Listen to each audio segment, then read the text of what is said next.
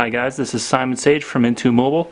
Today we're taking a look at the BlackBerry Bold 9790. It's kind of a smaller cousin to the BlackBerry Bold 9900.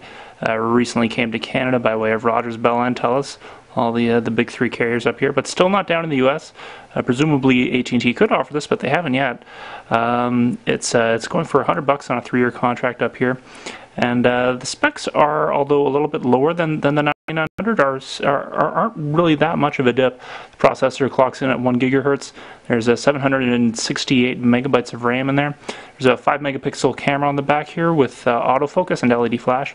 Autofocus is actually something the 9900 is lacking, so the 9790 here is already doing pretty good.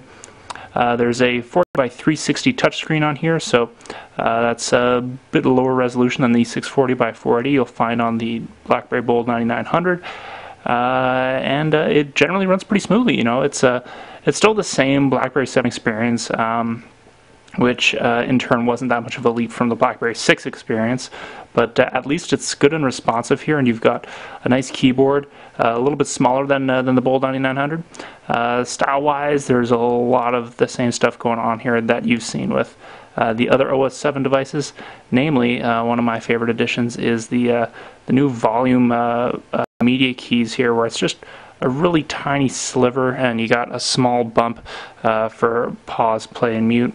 Up top we've got the single lock key, and down below we've got the micro USB slot.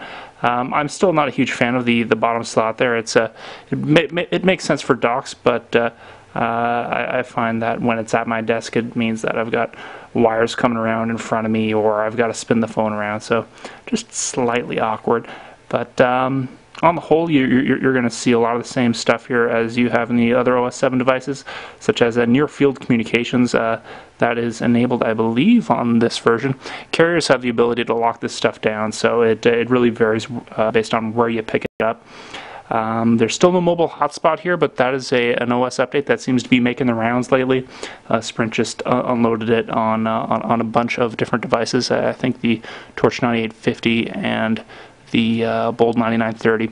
So presumably this one will be getting that feature soon. Just for as far as the core BlackBerry experience goes, a lot of stuff happens in the messaging application here.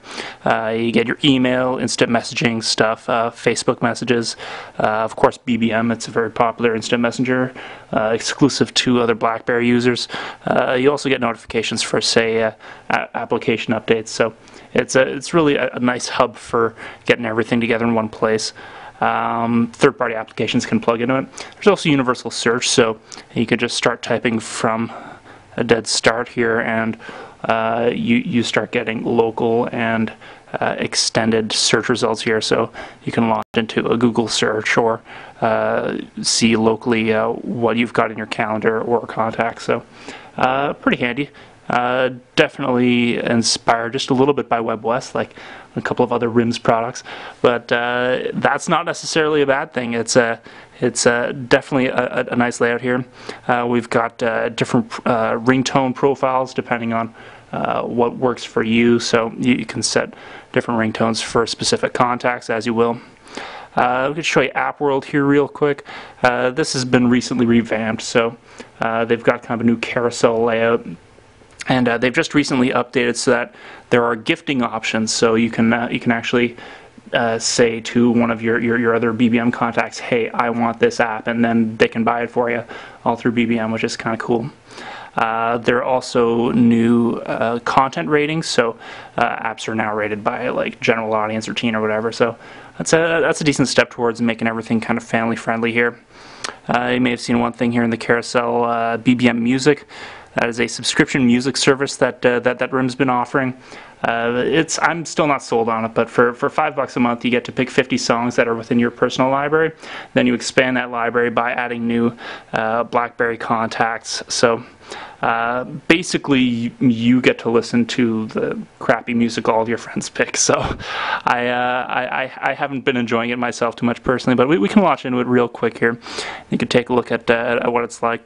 There's an update stream here, so you can see new people that your contacts have started sharing with. as well as dig around through. Oh, I've switched devices recently here, so but it's all right.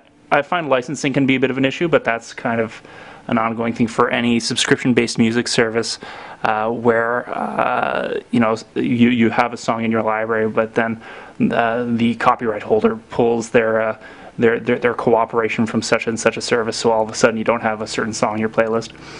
There's also geographic limitations too, so if you have friends in the US, you can't get access to their music, or for the most part anyway, because the licensing issues for music is very different across borders. So it's a bit of a mixed bag. I would much rather just pay $10 a month rather than the $5 and get RDO or Slacker. So anyway, on the whole, I'm pretty happy with the BlackBerry Bold 9790, and almost happier than I was with the Bold 9900. I would say battery life goes a long way for that. You know, there's a slightly cooler processor here on here, and the screen resolution is a little bit lower, but still very sharp. I'm still perfectly happy with it.